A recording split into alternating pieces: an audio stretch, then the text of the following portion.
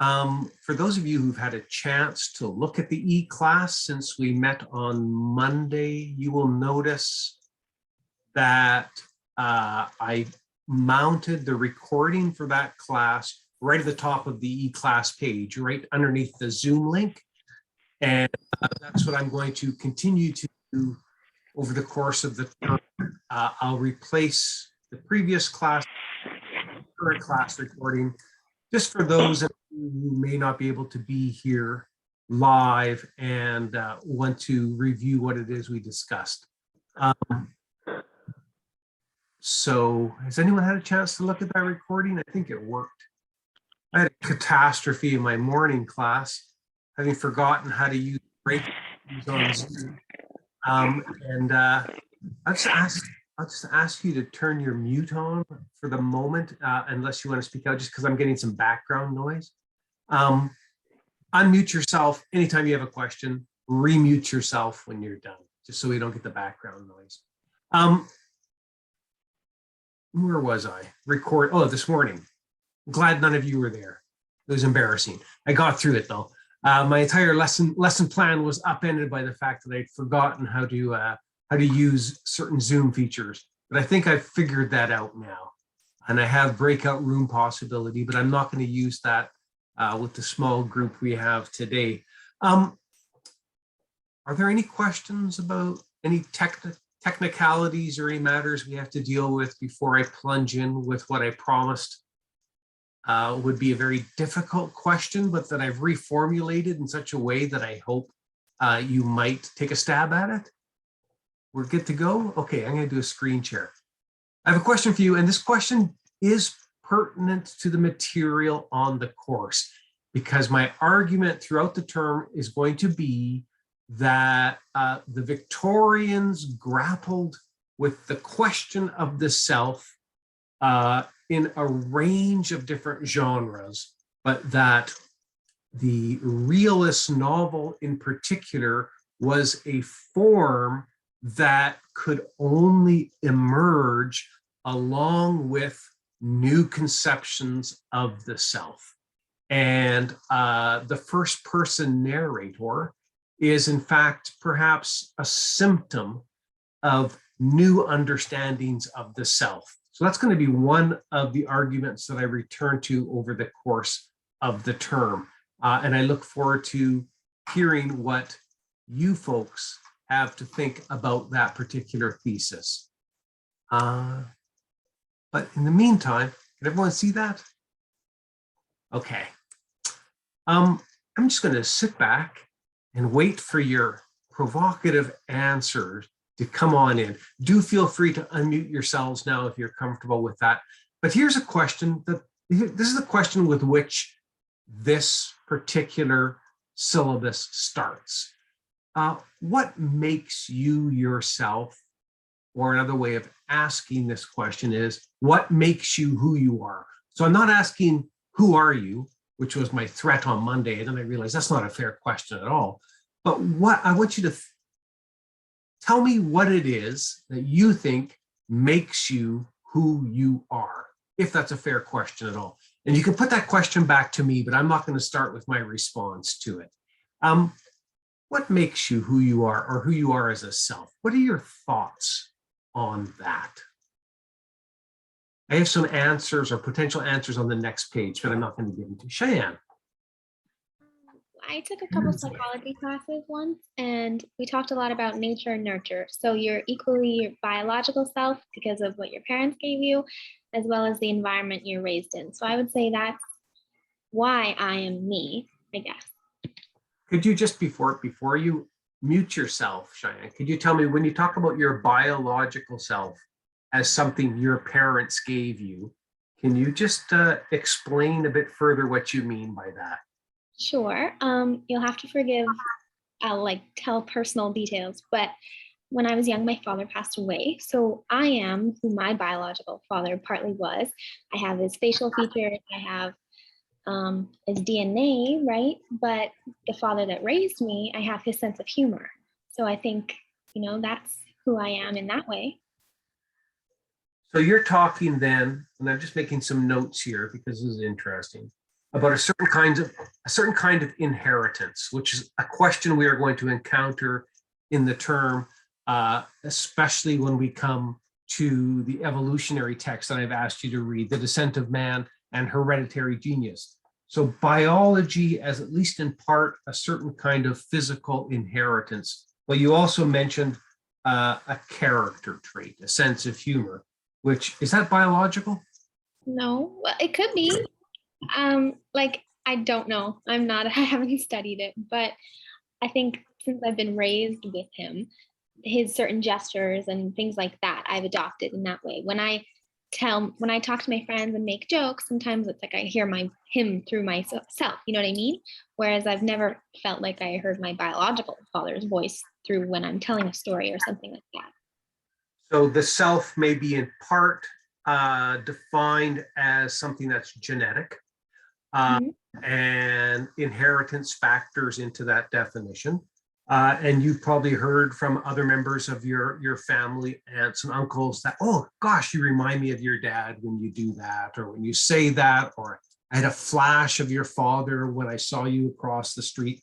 I have the same experience on occasion. Sometimes my dad died when I was also very young, and I occasionally see my dad in myself. So part of myself can be said to be our parents. Okay, so biology in part, genetics in part. What were you going to say, Zoya?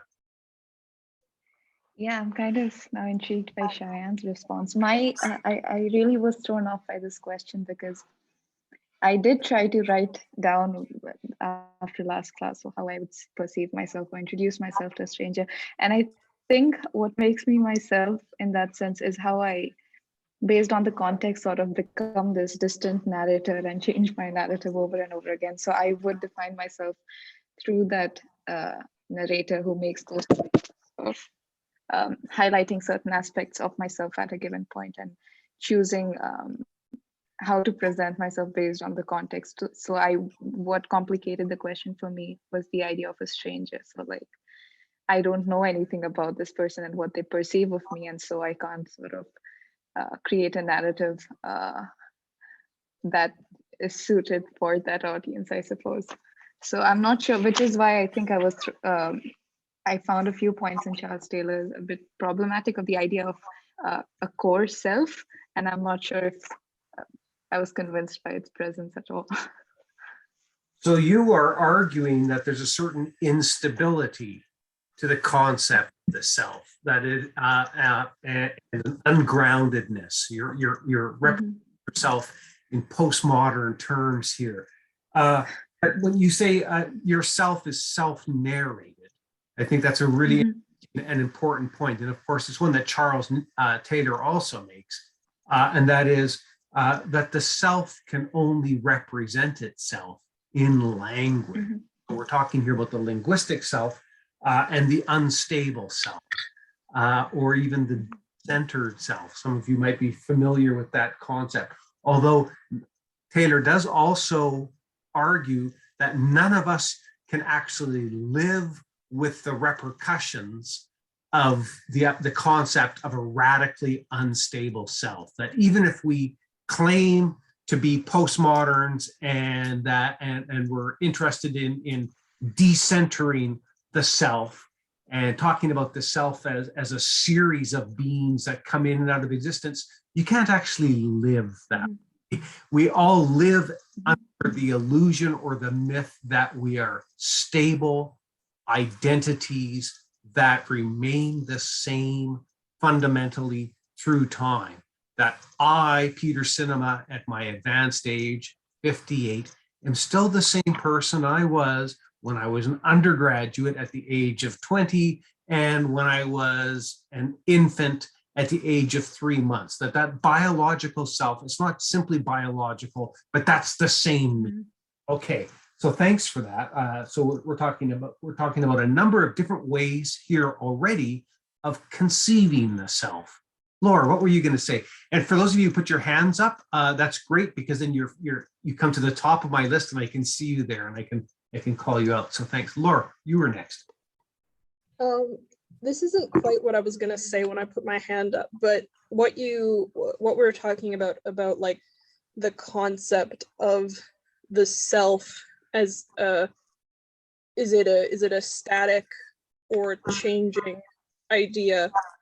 I've recently been through some fairly large life changes, and I've always when I think about how I define myself and what makes myself, I always think about the people who are around me. And so when the people who are around me move and change, I feel like to a certain extent that changes the way I define myself. So one of the changes in my life that happened recently is that my parents, my immediate family moved to France, and I chose to stay in Edmonton.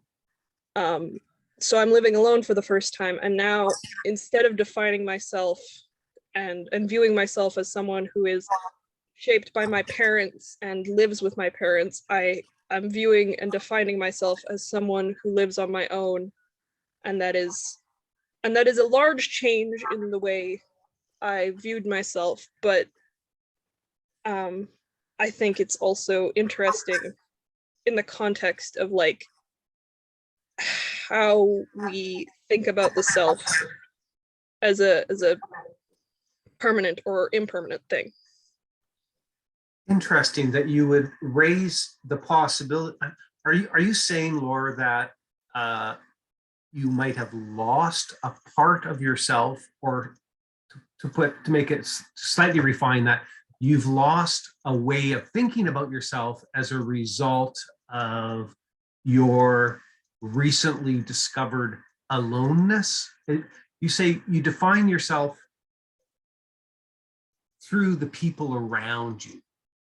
Could you theorize that a little bit more? Like, what is that feeling that you're talking about? How do you define yourself by those around you?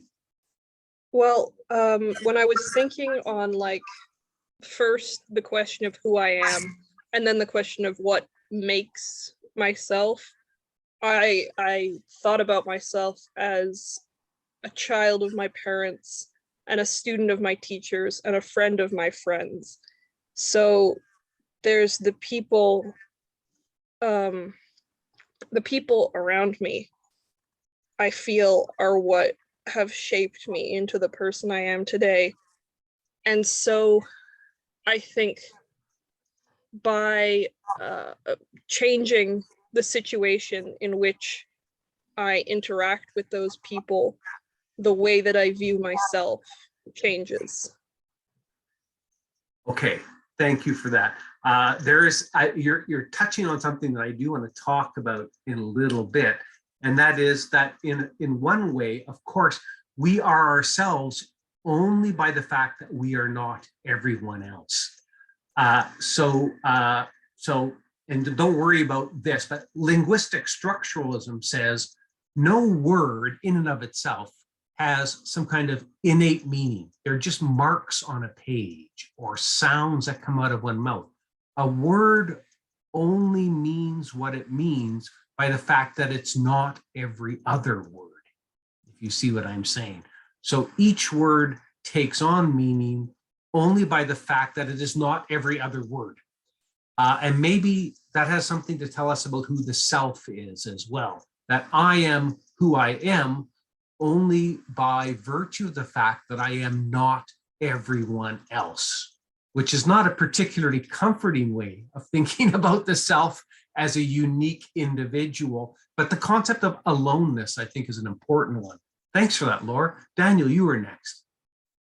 Well, Laura kind of hit on something that I was going to say is, I think when it comes to thinking about self or who you are, you're the sum of your parts. That can be the friends around you, your personal history, be it your tragedies, your successes, or your traumas. You're just your personal values, be it religious, philosophical, or what have you. All those fancy words that we can throw at a university, we can throw in a university paper. But I think one of the more fundamental aspects is it's never permanent, because you, like, just for example, you at the beginning of the pandemic, I would say we all would argue we're not the same person now. We're a little older, we're a little wiser, we're a little sadder maybe, but at the end of the day, I don't know. I compare it to like a boxing match, more or less, where you have to kind of keep on your toes. So, and at the same time, your development of yourself has to adapt to the situations you're in. So I would say possibly to, I guess, add an aspect we may not talk about, is adaptability of this concept of self.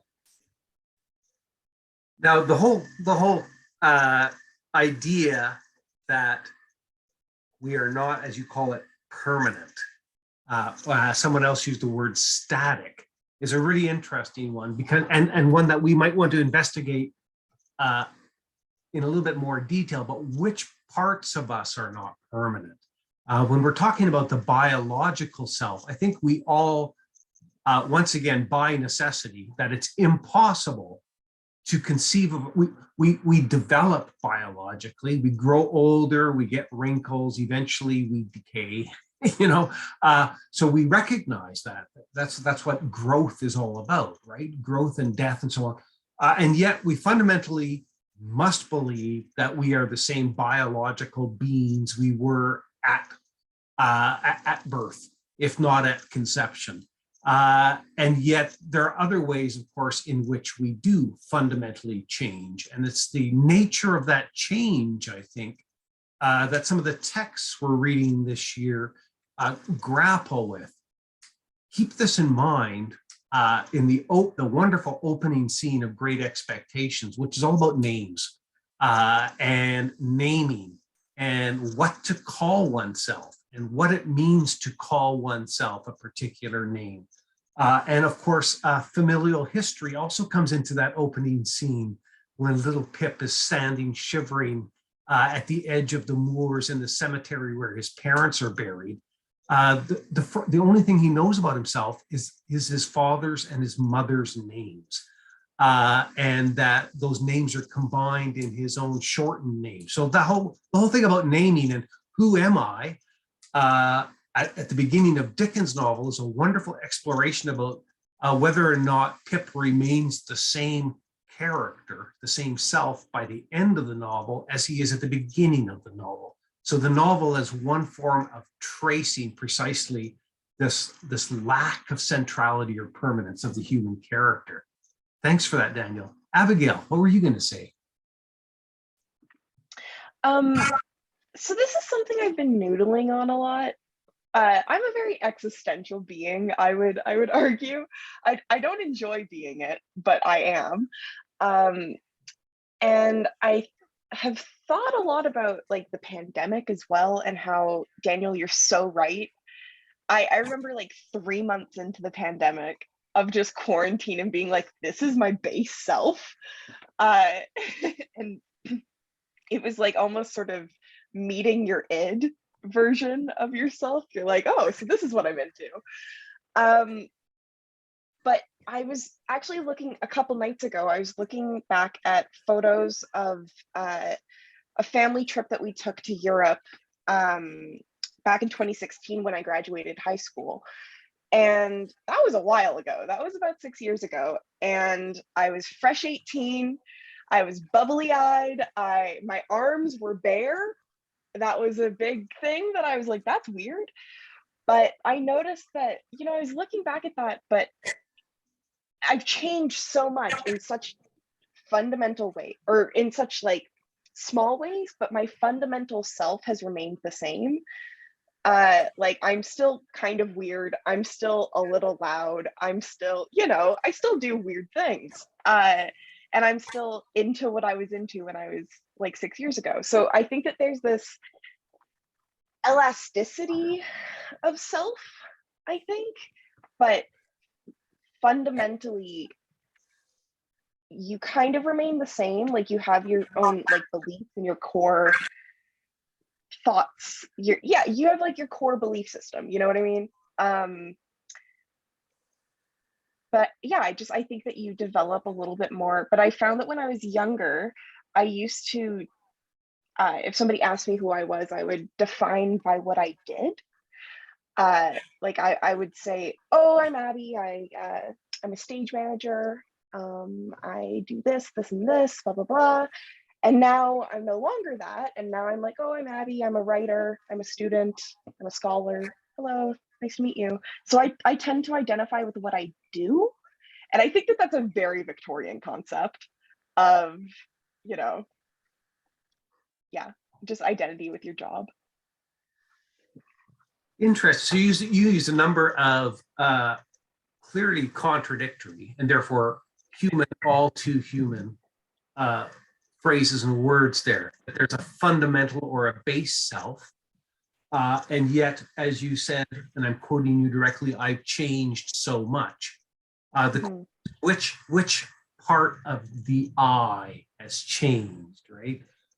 Whether or not getting a series of tattoos changes that fundamental or base self, or is simply an imprint on the exos, you know, on the skin.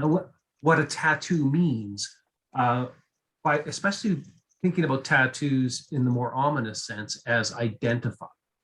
I'm thinking here of tattooed numbers and so on, and what cultural role the tattoo has played and what role it plays today amongst you younguns. I came this close to getting a tattoo when I was a young man, and now don't regret not having got it, because I would hate to look at myself in the mirror with a tattoo on what used to be, you know, very tight, but no longer so. There's some change there.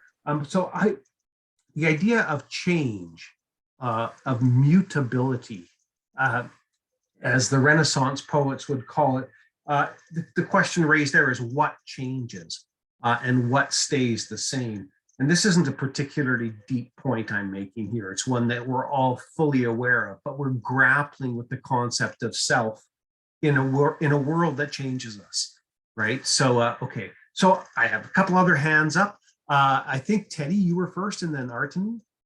Teddy, what were you going to say? Yeah, I had fun thinking about this one too. Ironically, I guess I became kind of self-conscious when I was thinking about how to describe myself. So I didn't want to come off as arrogant or shallow or self-centered, or, you know, just didn't do the assignment or whatever. So what I was sort of thinking is, what do I do when I'm not doing school or work or anything like that? And one of the things I like to do is play the piano. So I thought maybe that could be a description of self as a musician. So that's what I came up with. Musicians or performers, are you suggesting, Teddy, not to put words in your mouth, that the self may, at least in part, be a kind of performance? It could be, but I really don't like performing for others. I just like playing for myself. So perhaps that's why it's so core to myself, that it's just like what I do in my own time, I guess. Well, I don't mean to be unduly provocative in suggesting that at this very moment, this is confessional, that's fine. I'm performing something about myself. Let's call it a role that would look rather different if you bumped into me on the street or at the pub, or in my office, or in my private life. And you're expecting this performance from me. In fact, it's required of me.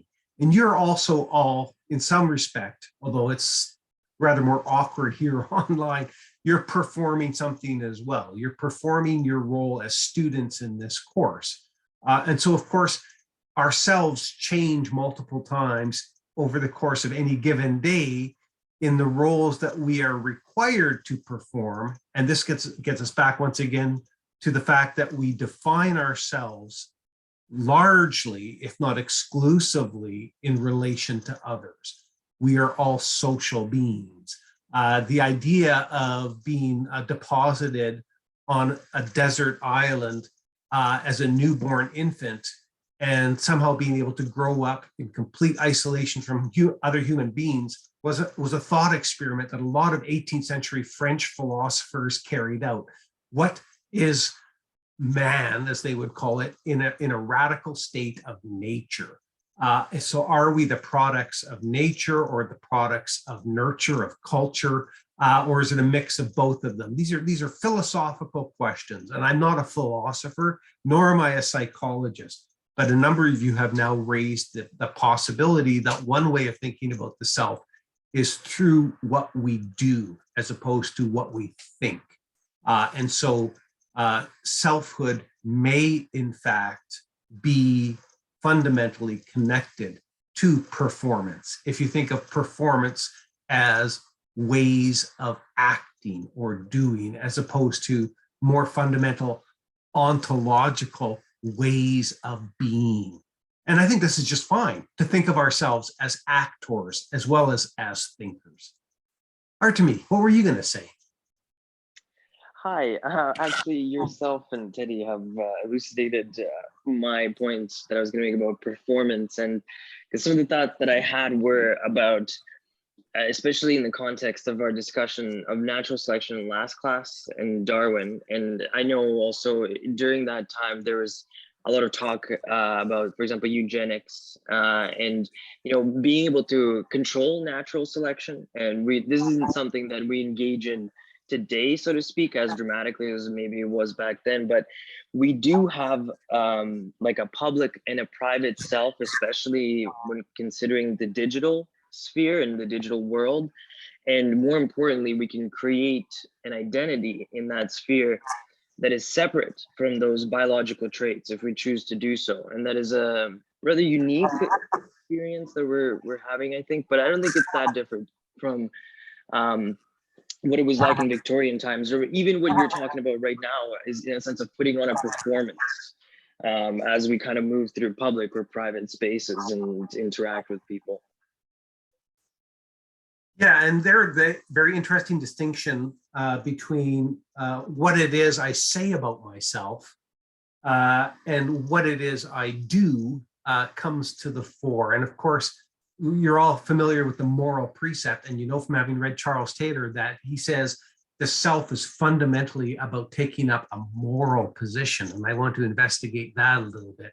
And the Victorian novel investigates exactly that question. What does it mean to live morally in a corrupt universe? All of Dickens' novels are about that. And Villette is about that, right? How to negotiate a world that offers you different ways of thinking about yourself. Lucy Snow, just think about what her name might actually mean and what kind of selfhood that confers on her. But we'll be talking a lot about her. She's a very troubling character, but also think about some of these relatively recent linguistic formations that would have been inconceivable even to the Victorians, let alone someone from the pre-Romantic period. A big thing in the 1980s in Shakespearean scholarship was this thing called self-fashioning. Self-fashioning, a wonderful phrase. We fashion ourselves in certain ways by the clothes we wear, perhaps, by the way we present ourselves or represent ourselves, self-forming. And then, of course, the seemingly redundant self-identity. What Taylor says is that sometime after the Romantics, and I want to get to the historical argument he makes in just a few minutes, but I see a couple more hands up, that it's only after about 1780, 1760, sometime in the second half of the 18th century, that selfhood comes to be immediately connected with the question of identity. And identity is a really interesting word. So I'll get to that shortly. But I saw Zoya and Cheyenne, you both have your hands up. Did you just forget to put them down? Did you have something more you want to say? I have two questions. Yeah. One was based off of Abigail's response, which I was wondering if ourself is sort of seeing ourselves as malleable and adaptable beings, then what would you have to take away from what you define as yourself or rises of you to be able to say, okay, this isn't me anymore? Like what, at what point do you say that you lose that identity and are not just sort of adapting? The second question was when you speak of self, of being able to represent yourself, and there's the term self-interpretation, the idea of being being able to interpret yourself. So would you say that the self-styling and everything comes after you've interpreted yourself, or are you, while you're trying to understand yourself, you're also sort of representing yourself in that process? So when you're trying to understand yourself, you're also sort of going through your vocabulary and your sense of what's aesthetic, and then sort of creating that interpretation. Is that interpretation already influenced, or is, if I'm yeah. Yeah, those are the two questions. I think those are questions for you, Abigail. Okay, so exciting. I'm happy to be asked any form of question. My first answer is not necessarily the most satisfactory one. It's thousands of dollars and hundreds of hours of therapy. I don't know what to tell you. It's it's really just paying someone to be like, and that's not completely correct. Let's rephrase that. So in one way, I've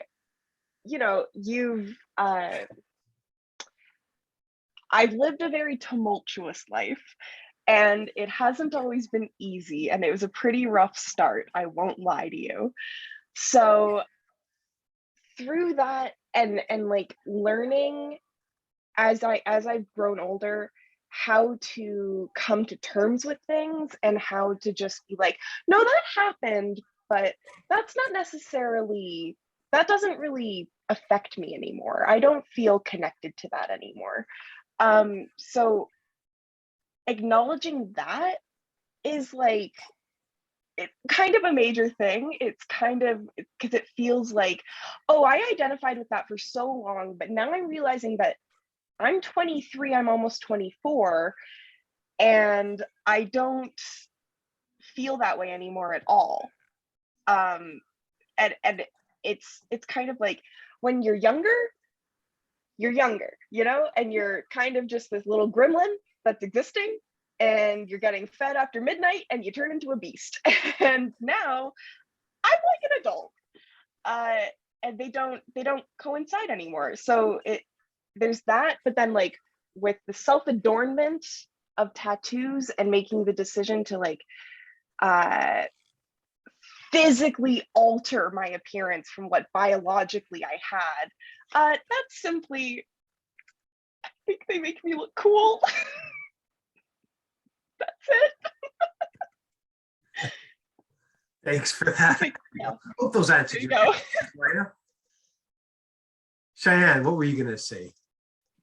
Just talking about the performative aspect of identity and self came to mind. I studied in a different class a year ago. The quote I thought it was by like somebody, like, I thought it was by like Socrates, but it's not. It's by Charles Cooley. And he says, quote, "I am not what you think I am. I am not who I think I am. I am who I think you think I am." So it's like I guess the more psychological aspect of how we interpret our own selves. Yeah. That's an interesting point. And it brings us back to an earlier observation about the fact that I don't think we can possibly think of ourselves outside of two fundamental or key ways of representation. We cannot think of ourselves outside of language, which is why we're having this conversation. That is, words. We represent ourselves through words. And some of us have rich vocabularies to discuss ourselves, and some of us have more impoverished vocabularies to discuss ourselves. It all depends on our personal experiences, perhaps with therapeutic language, or familiarity with Freudian psychoanalysis or whatever, but we can only represent ourselves in language.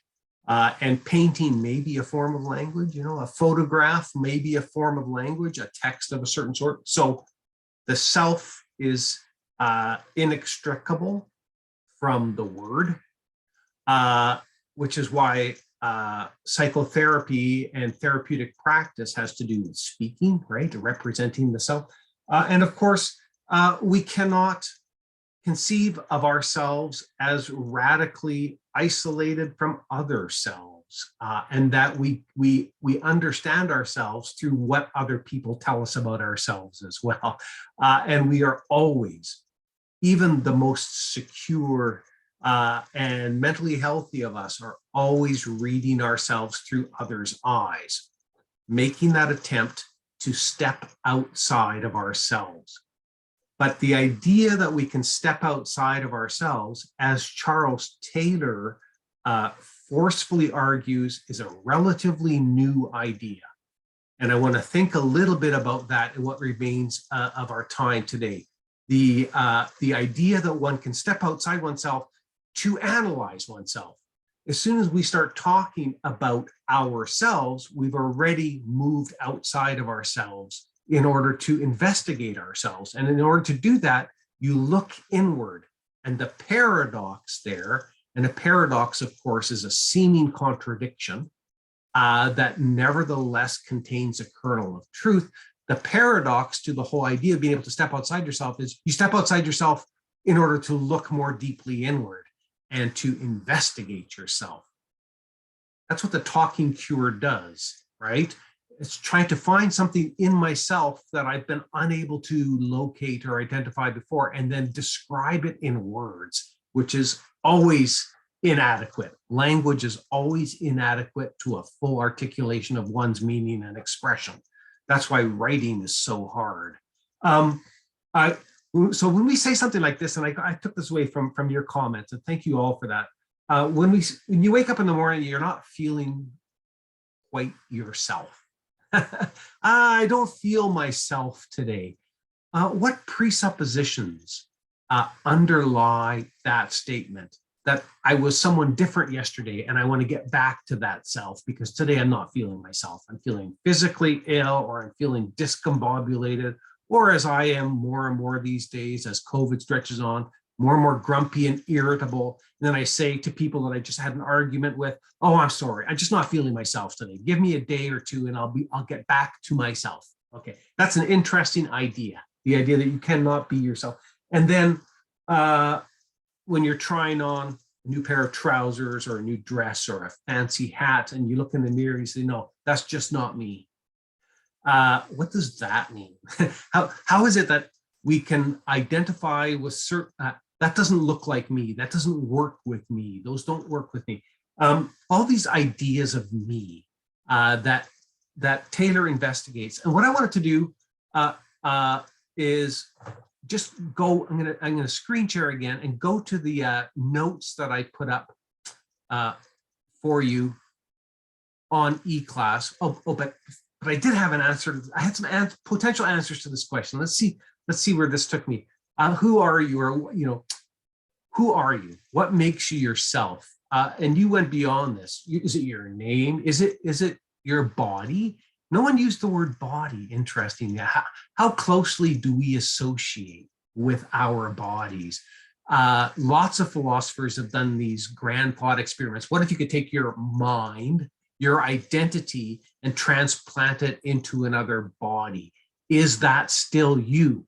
Is it even conceivable to, this is the whole mind-body binary, is there a mind that somehow exists free of the body, or is the body a fundamental part of our identity? I'm just going to leave that one because we'll let the philosophers deal with that one.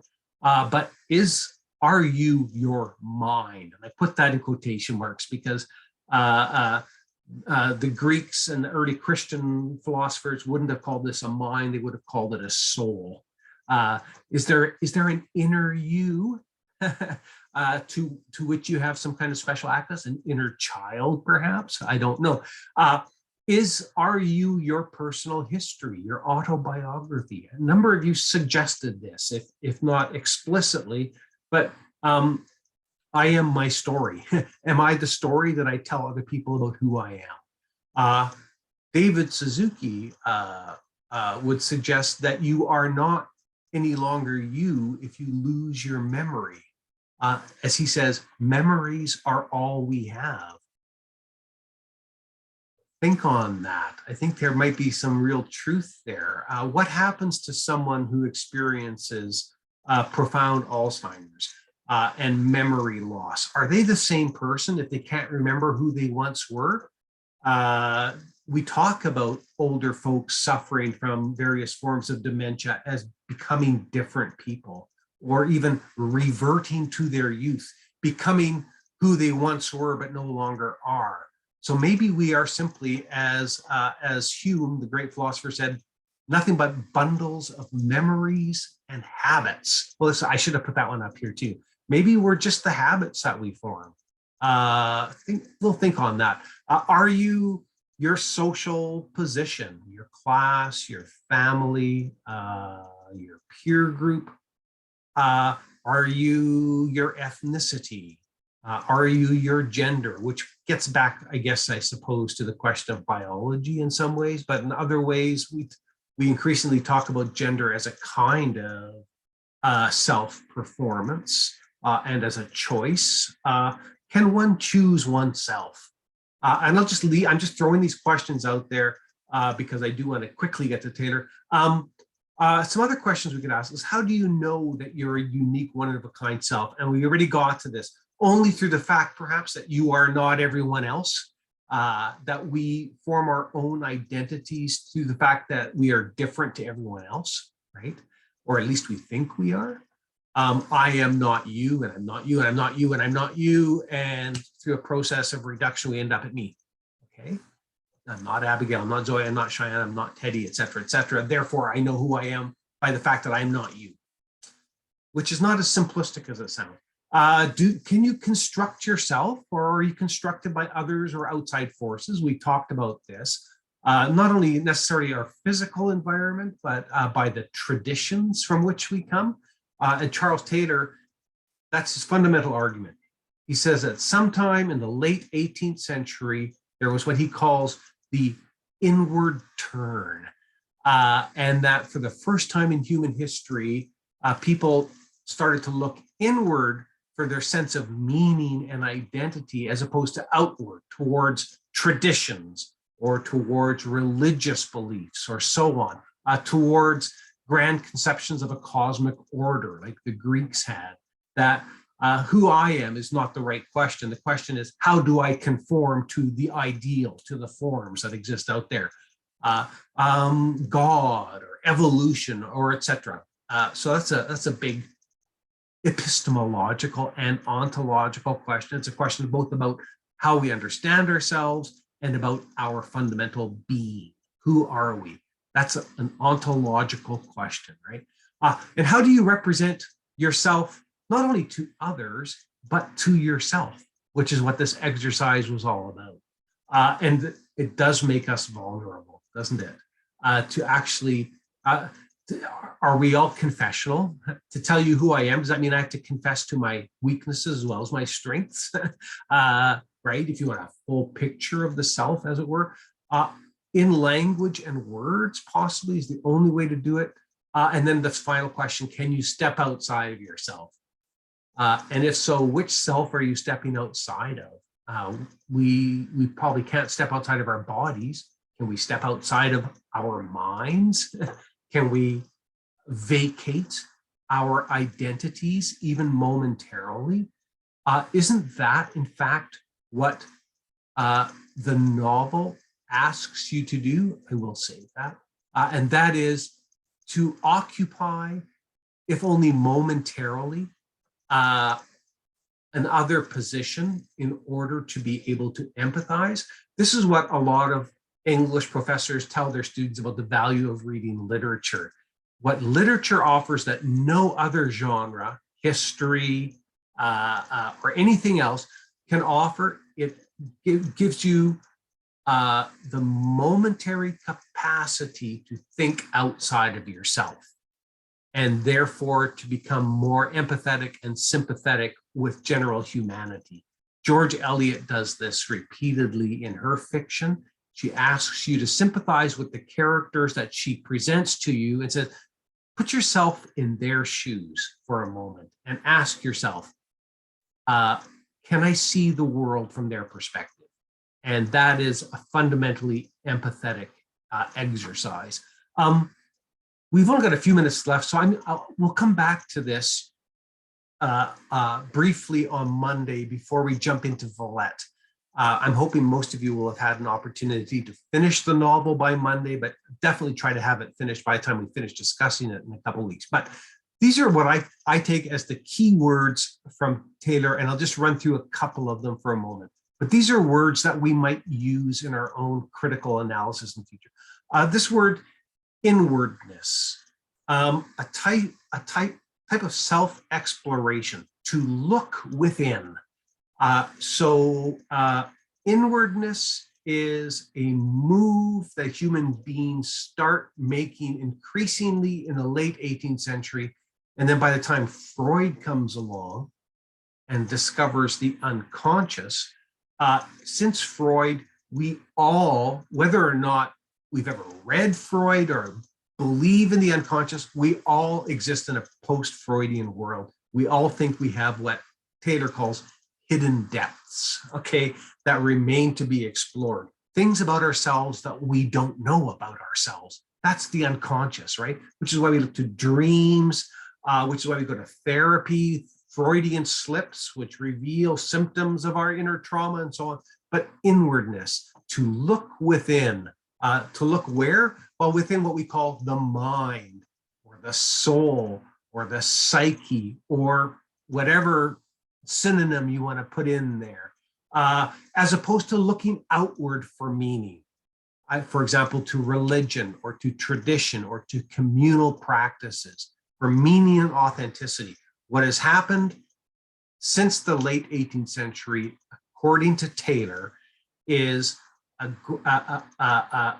kind of universal move away from seeking meaning in the exterior, in the community, in shared religious beliefs, in a shared understanding of the cosmic order and so on, to in here.